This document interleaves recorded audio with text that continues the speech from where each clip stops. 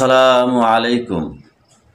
যখন রাগ নিয়ন্ত্রণের বাইরে চলে যায় তখন আল্লাহ রাসূলের দেওয়া 3টি ফর্মুলা যদি অনুসরণ করেন তাহলে আপনি সমাধান পেয়ে যাবেন।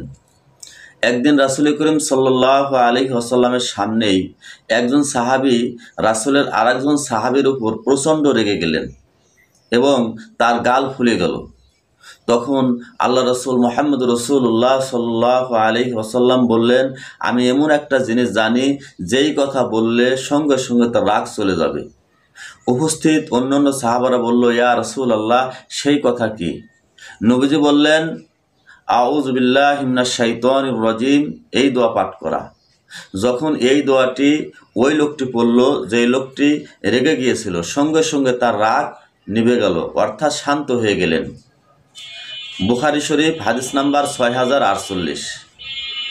রাসূল করিম সাল্লাল্লাহু আলাইহি ওয়াসাল্লাম অন্য একটি হাদিসে বলেন, যখন তোমাদের রাগ হয় তখন তোমরা এই আশ্রয় প্রার্থনা করবা, এরপরে দাঁড়ানো থাকলে বসে পড়বা, তাতে যদি কাজ না হয় তাহলে শুয়ে পড়বা।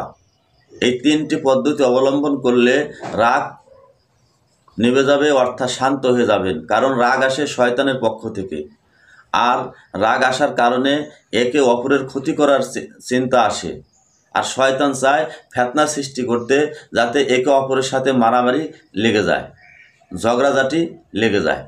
প্লিজ সাবস্ক্রাইব এবং লাইক